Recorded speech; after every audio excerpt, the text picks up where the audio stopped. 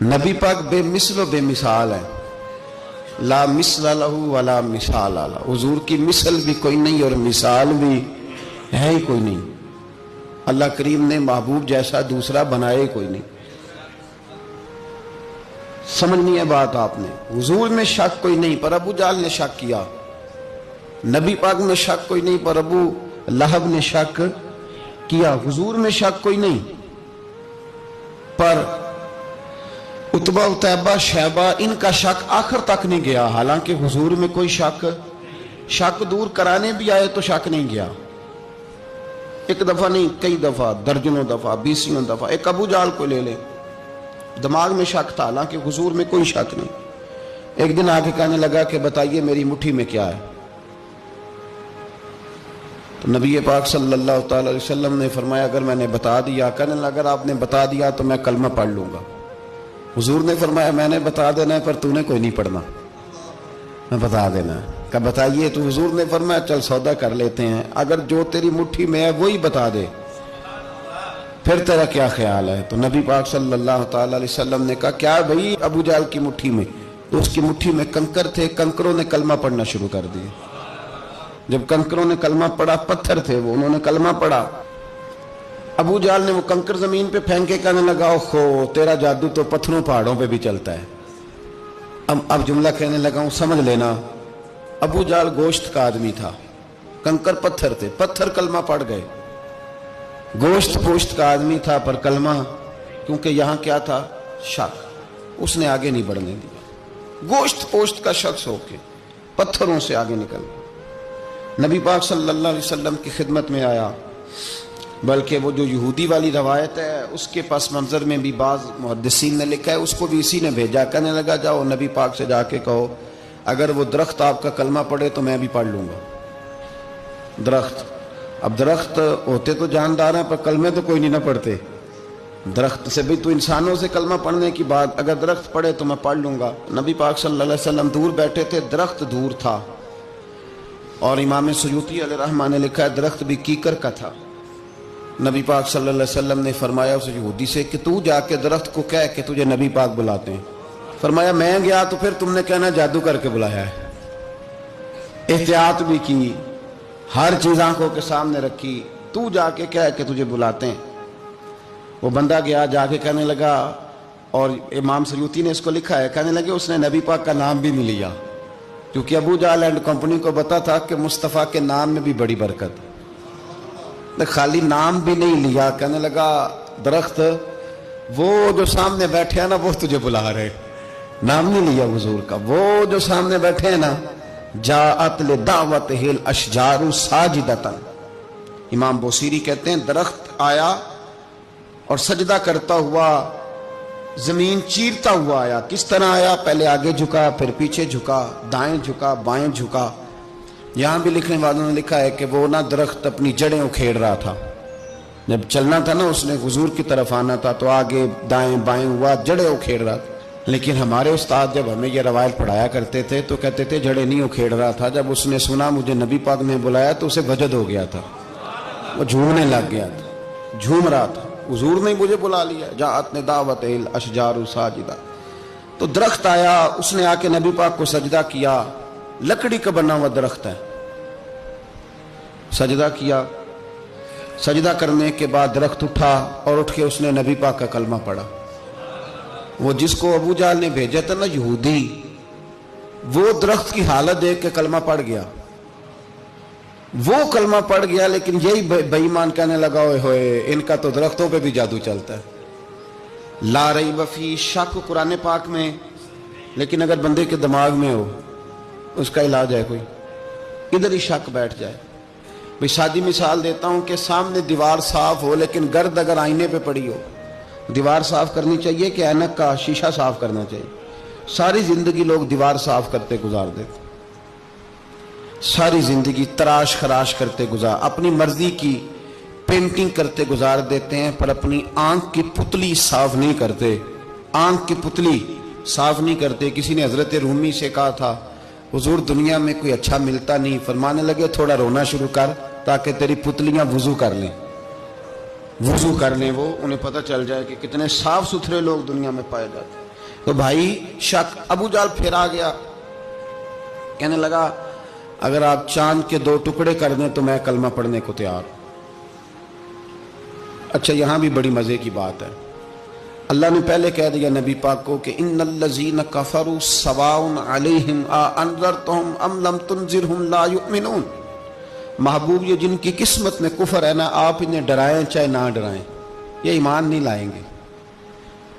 کنکروں نے بھی کلمہ پڑھ لیا، درختوں نے بھی پڑھ لیا، سارا کچھ ہو گیا، اور اللہ نے بھی کہہ دیا کہ محبوب اس بے ایمان نے کلمہ نہیں پڑھنا، پر حضور نے فرمایا یہ پڑھے نہ پڑھے ہم نے میدان نہیں چھوڑنا، جتنی دفعہ آئے گا نا ہم اسے ضرور معجزہ دکھائیں گے، جتنی دفعہ آئے گا ہم کیوں میدان چھوڑ۔ آگے کہنے لگا جی اگر چاند کے 2 ٹکڑے کر دیں تو اقتربت الساعۃ وانشق القمر، تو نبی پاک صلی اللہ علیہ وسلم نے انگلی کا اشارہ کیا، چاند 2 حصوں میں بٹا۔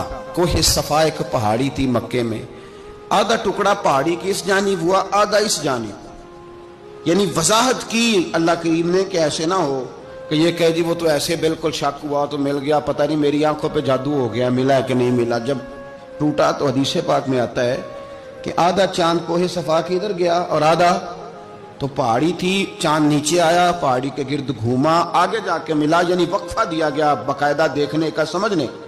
پوری دنیا میں جتنے لوگ اس وقت چاند دیکھ رہے تھے، ہندوستان تک روایتوں میں ملتا ہے کہ لوگوں نے گواہی دی کہ ہم نے چاند ٹوٹتے دیکھا ہے۔ زمانہ مان گیا، لوگوں کی چیخیں نکل گئیں، لوگ قدموں میں گر گئے، پر وہ جس کے دماغ میں شک تھا نا وہ نہیں مانا۔ شجر و حجر پہچان گئے پر انسان کی نظروں میں شک ہی رہا۔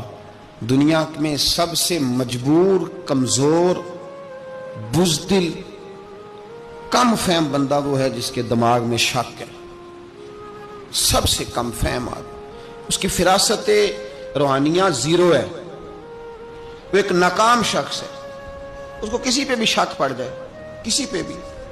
ہم نے دیکھا ہے جو عورت اپنے مرد پہ شک کرنے لگ جاتی ہے اس گھر کا کوئی علاج ہی نہیں ہوتا۔ جو شکوہ کرتی ہے روٹی کا، پیسوں کا، وہ کسی دور میں مسئلہ اس کا حل ہو جاتا ہے۔ جو نافرمان ہوتی ہے اس کا بھی مسئلہ کسی نہ کسی زمانے میں حل ہو ہی جاتا ہے۔ یہ جس کو شک پڑ جاتا ہے نا، شک، اس کا مسئلہ قیامت کی صبح تک حل نہیں ہوتا۔ اگر مرد کو شک پڑ جائے اس کا مسئلہ بھی کبھی زندگی میں دوبارہ حل، یاد رکھیں۔ یہ جو شکوک و شبہات ہے نا، قرآن پورا شکوک و شبہات کا ازالہ کرتا ہے، کافر کے سوال کا جواب دیتا ہے، منافق کے سوال کا جواب دیتا ہے۔ قرآن مجید ہر ایک کی تسلی کراتا ہے، لیکن شروع میں بتا دیا کہ لا ریب فیہ، شک والی گنجائش اس میں۔ لوگ آج تک شک کر رہے ہیں کہ اللہ کا کلام ہے کہ نہیں، آج تک لوگ کہیں۔ تو میرے بھائی شکوک والی زندگی کمزور ہوتی ہے، شکوک والی۔ عقل مند لوگوں کی زندگی کمزور زندگی ہے۔ صحابہ کرام عمل والے لوگ تھے، وہ بحثوں میں الجھے رہتے تو عمل نہ کر پاتے۔ ہمارے ہاں نا بحث ہوتی ہے جس مسئلے کا کوئی تعلق ہی نہیں، الجھنوں سے نکل آئیں، عمل کا رستہ۔ بحث جو ہوتی ہے یہ عمل کا رستہ روکتی ہے۔ عقل مند نہ بنے، فرما بردار بنے۔ میرے بھائی شکوک و شبہات والی جو لائف ہے، لیکن انبیاء کرام علیہ السلام کے بارے میں شکوک و شبہات ہیں، اولیاء عظام کے بارے میں۔ اب ایک نیا شک پیدا ہو گیا ہے کہ فیض ملتا ہے کہ نہیں ملتا۔ ہم نے فلانے ولی کو دیکھا نہیں، ساری زندگی اس کا نام لیا، فیض ملے گا کہ نہیں؟ غوث پاک کو دیکھا نہیں، ساری زندگی قادری کہلایا، فیض ملے گا کہ نہیں؟ خواجہ اجمیر کو دیکھا نہیں، چشتی کہلائے، فیض ملا کہ نہیں؟ صابر پیا کو دیکھا نہیں، صابری کہلائے، فیض ملا کہ نہیں؟ او خدا کے بندے، فیض وہ چیز ہے جو نظر نہیں آتی پر محسوس سب سے زیادہ ہوتی ہے۔ ملے تو حضرت اویس کرنی بھی نہیں تھے نبی پاک سے، وہ بھی نہیں ملے تھے، ملاقات تو ان کی بھی نہیں ہوئی تھی۔ کیا کہو گے؟ ملاقات نہیں ہوئی، لیکن فیوز و برکات کا یہ عالم ہے کہ میرے محبوب نے فرمایا وہ دعا کرے گا تو اللہ میری امت کی بخشش فرمائے گا۔ تو آپ ہمارے صوفیاء میں ایک سلسلہ اویسیہ ہے، سلسلہ اویسیہ میں اکثر ملاقات نہیں ہوتی، اکثر نہیں ملاقات ہوتی بغیر دیکھیں نا، آپ جب کسی کا نام جپتے ہیں، جب کسی کا نام لیتے ہیں، جب اسی کا ذکر کرتے ہیں، جب اسی کے تذکرے میں رہتے ہیں، تو اللہ تبارک و تعالیٰ کے یہ جو کامل لوگ ہوتے ہیں یہ متوجہ ہو جاتے ہیں، ان کی توجہ ہوتی ہے. اور خود سرکار نے فرمایا دو آپس میں محبت کرنے والے ایک مشرق میں ایک مغرب میں, قیامت کے دن اللہ دونوں کو جنت میں اکٹھا فرما دے گا. یہ کیا بات ہوئی کہ ہر بات میں شک کرنا کہ جی وہ فلانے سے ملاقات ہی نہیں ہوئی تو کس طرح؟ بھئی ملاقات ایک الگ چیز کا نام ہے, ملاقات ایک الگ شے کا نام ہے, اور فیوز و برکات ایک اللہ سے ملاقات ہوئی ہے. رزق دیتا ہے کہ نہیں؟ زندگی دیتا ہے, ساری چیزیں دیتا ہے, تو ملاقات تو کوئی نہیں کرتا. تو اس لیے ہر چیز کو ٹھیک ہے, وہ جو جگہ جس جگہ پہ جو بات ہے اس کو وہاں رہنا چاہیے, لیکن یہ شکوک ہیں ان سے باہر نکلیں, ان سے باہر آئیں. اولیاء اللہ کا جو فیضان ہے, ان کی جو محبت ہے, ان کے جو طریق. حضرت سلیمان بن بشار رحمت اللہ علیہ بزرگ گزرے ہیں, وہ کہتے ہیں میرے پاس, میں بڑا خوبصورت تھا, جوانی میں دین کی تھوڑی سی خدمت کرتا تھا, تو ایک عورت آ گئی. اس عورت نے میرے ساتھ کچھ مجھ سے مانگا, مطالبہ کیا, تو میں نے کہا کوئی بھکارن ہے. میں نے جب اس نے نقاب اوڑھا ہوا تھا, جب میں نے اس کی طرف پیسے دینے کے لیے, خیرات دینے کے لیے کوئی چیز بڑھائی, تو اس نے چہرے سے کپڑا ہٹایا. میں نے نظر جھکا لی, کہنے لگی سلیمان میرا رنگ روپ تو دیکھ, میں کتنی خوبصورت ہوں, میں تیری محبت میں گرفتار ہو گئی, خدا را میں اپنے آپ کو تیرے حوالے کرتی ہوں. آپ فرماتے ہیں جب اس کے نیت اور ارادے میں اور لفظوں میں نے فطور دیکھا, تو میں استغفر اللہ پڑھتا وہاں سے بھاگ گیا. اتنا دوڑا کہ میں بصرہ سے باہر نکل گیا, شہر سے ہی باہر آ گیا. عورت سے دوڑ رہا ہے, مرد, نوجوان, خوبصورت. فرماتے ہیں عشاء کی اذانیں ہو رہی تھی, نماز پڑھ کے میں مسجد میں سو گیا, تو مجھے حضرت یوسف علیہ السلام کا دیدار ہو. جناب یوسف کہتے ہیں میں حضور کا غلام اور غلاموں کا غلام اور صدیوں بعد کا غلام. تو جناب یوسف علیہ السلام میری خواب میں آئے اور کہنے لگے اٹھ جوان, میرے سینے سے لگ, یار تو نے تو نبی پاک کا امتی ہو کے وہ کام کیا ہے جو میں نے نبی ہو کے کیا تھا. اب کام حضرت یوسف والا کیا تھا نا, تو صدیوں اور سالوں اور مہینوں کا فاصلہ بن سکا. تو وہ آ گئے. مسئلہ یہ ہے کہ شکوک و شبہات والی زندگی نقصان دیتی ہے. حضرت ہمارے سلسلہ مقدسہ میں ایک سلسلہ علویہ ہے جو اعلیٰ حضرت فاضل بریلوی کو حاصل تھا.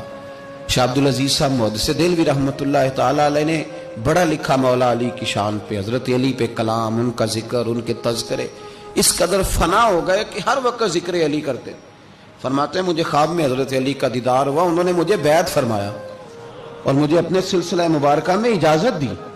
تو شاہ صاحب رحمۃ اللہ علیہ فرمایا کرتے تھے کہ میں نے وہ بہت کم لوگ ہیں جن کو پھر ان میں بیعت فرمایا جاتا ہے, تھوڑے چند لوگ, اور ان کو سلسلہ مبارکہ میں اس میں چند لوگ ہیں. اعلیٰ حضرت کے بعد شاہ علیہ رسول ہیں, شاہ علیہ رسول کے بعد شاہ عبدالعزیز محدث دہلوی, وہ ڈائریکٹ مولا علی شیر خدا سے بیعت. تو مطلب یہ ہے کہ کام شکوک و شبہات سے نکلیں.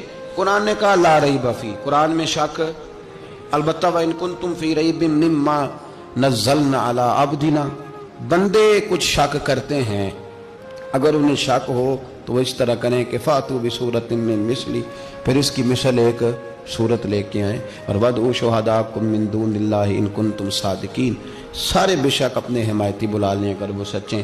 شک والی دنیا سے باہر نکل آئیں, حقیقت والی دنیا کو قبول کریں. شکوک و شبہات کا ازالہ نہیں ہوتا, شک دوسرے شک کو جنم دیتا ہے, نقص دوسرے نقص کو جنم دیتا ہے, غلطی دوسری غلطی کو جنم دیتی ہے. اور انسان جب تک شکوک کی, میں نے آپ کو کہہ دیا کہ ہر گھر بچ سکتا ہے, ہر گھر, ہر عورت کے صحیح ہونے کی امید ہوتی ہے, پر جس بی بی کو اپنے خاوند کے کردار پہ شک ہو وہ بی بی کبھی مطمئن نہیں ہوتی. ہر گھر بس جاتا ہے, لیکن جس خاوند کو اپنے بیوی کے کردار پہ شک ہو جائے اس کا کبھی اس کے ساتھ سلوک مخلصانہ. شکوک والی زندگی بیماروں کی زندگی ہے, شکوک والی زندگی بیماروں کی زندگی, کمزوروں کی زندگی, بزدلوں کی زندگی. اس لیے حقیقت والی چیز جب تک آپ کے پاس کوئی چیز کلیئر ہو کے نہیں آتی. شریعت اسلامیہ نے بہتان کی سزا رکھی ہے 80 کوڑے, پتہ ہے آپ کو, جس نے ایسے ہی بہتان لگا دیا, دلیل ہی کوئی نہیں, ایسے ہی کہہ دیا کہ جی وہ مجھے شک کیا, جنہوں نے ایسے کیا, فرمایا اسے کوڑے مارو. شک کی بنیاد پر بہتان ترازی کرتا ہے, کوڑے کی سزا رکھی, 80 کوڑے مارو اس ظالم. یہ شک کر رہا ہے اس کو جب اس کے پاس دلیل ہی کوئی نہیں. یہاں بڑے بندے ہیں بات کر دیتے ہیں, کہتے ہیں جی وہ ایسا ہوا ہوگا, میں نے ایسا دیکھا تھا, ہوگا, کیا تھا, ممکن ہے. تو یہ شکوک ہے. اس شکوک, یہ سامنے والے کا کچھ بھی نہیں بگڑتا, اس بیچارے کا کیا بگڑنا ہے. یاد رکھیں, بڑی خوبصورت بات یہاں حضرت عبداللہ ابن مسعود کی آپ فرمایا کرتے تھے جب کسی بندے پر بندے شک کرتے ہیں اور ناجائز شک کرتے ہیں اللہ اس کی عزتوں میں اضافہ فرما دیتا ہے.